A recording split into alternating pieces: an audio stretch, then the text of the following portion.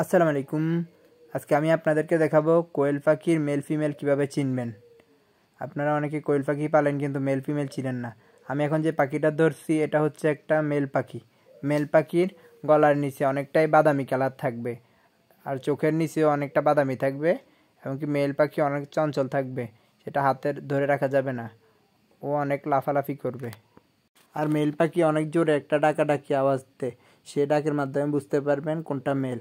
Female পাখি এত বেশি ডাকাডাকি করে না। আমি এখন আপনাদেরকে আরেকটা মেল ধরে দেখাবো, অন্য কালারের, এই বাদামি কালারের মেলটা দেখাবো। এটার মধ্যে যে বাদামিগুলো দেখতেছেন এটা হচ্ছে মেল। মেল পাখির বাদামিটা বেশি থাকে। আর এই মেল পাখির চোখের নিচে দুইটা কালো দাগ থাকে।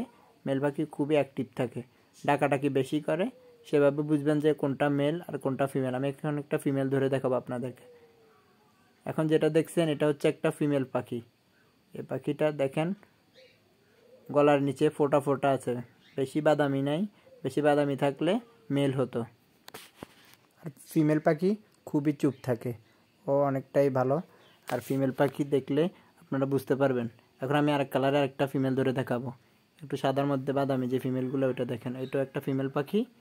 এটার গলার নিচে ফোঁটা ফোঁটা আছে দেখেন, এগুলো হচ্ছে সাদার ভিতরে বাদামি যেগুলো, ওই ফিমেলগুলা। আসলে আমার পাখিগুলো কম ধরা হয় তো সেজন্য ওরা খুব ভয় পায়। হ্যাঁ, দেখতেছেন এটার গলার মধ্যে ফোঁটা ফোঁটা দাগ আছে, চোখের নিচে বেশি কালো নেই। এটা হচ্ছে একটা ফিমেল পাখি। এইভাবে কোয়েল পাখি মেল ফিমেল চিনবেন। কোয়েল পাখি সবচেয়ে বড় সমস্যা হয় কিন্তু মেল ফিমেল চিনতে, কারণ মেল ফিমেল সহজেই চিনা যায় না।